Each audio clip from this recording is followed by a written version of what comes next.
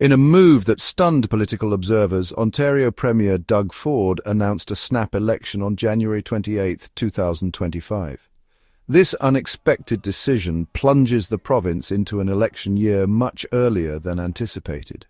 Voters will now head to the polls on February 27th, over a year ahead of the scheduled 2026 election. Ford, known for his unpredictable style, framed the election as a necessary step to address the significant challenges facing Ontario. Ford's announcement came as a shock to many. The Premier, often criticised for his handling of healthcare and education, had recently seen a bump in approval ratings. This was largely attributed to his handling of the ongoing economic uncertainty stemming from potential US tariffs on Canadian goods. The timing of the election call, however, suggests a calculated move to capitalise on this momentum before potential economic headwinds hit the province.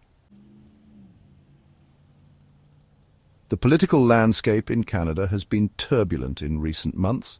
Prime Minister Justin Trudeau's unexpected resignation in late 2024 created a power vacuum in Ottawa.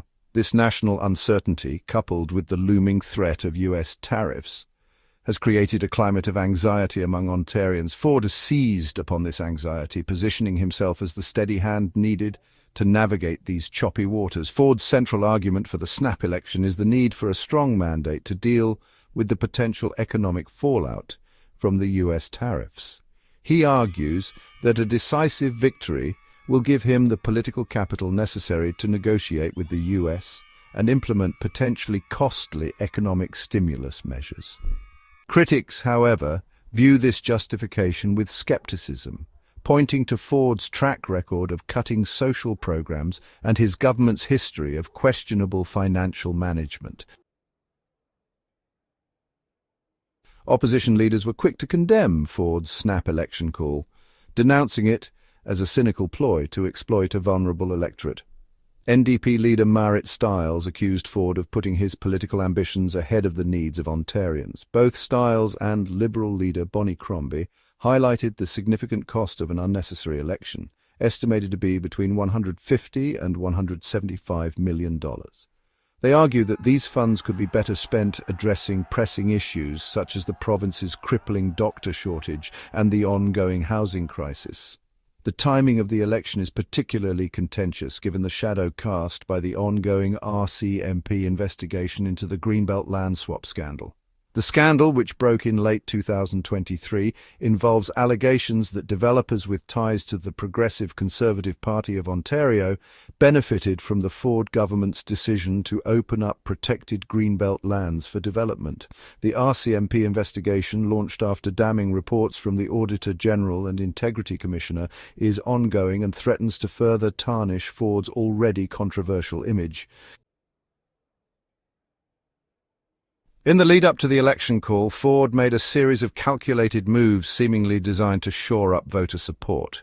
His government announced a $3 billion plan to send $200 rebate checks to 15 million Ontarians, a move widely seen as an attempt to buy votes with taxpayer money. Other pre-election sweeteners included the liberalisation of alcohol sales, allowing beer, wine and pre-mixed cocktails to be sold in supermarkets and corner stores. These populist measures, however, are unlikely to distract from the more controversial aspects of Ford's record. His decision to remove sections of bike lanes in Toronto and close supervised drug injection sites near schools have alienated urban voters. While his tough-on-crime approach and increased funding for homelessness initiatives may appeal to some, they do little to address the root causes of these complex social problems. Despite the criticisms and controversies, Ford remains a popular figure among a significant portion of the electorate. He benefits from a likable ordinary Joe persona and the low name recognition of his opposition. Whether this will be enough to secure him a third term remains to be seen. The outcome of this snap election hinges on voter perception of Ford's handling of key issues, the effectiveness of his campaign strategy, and the ability of the opposition to capitalize on the government's vulnerabilities.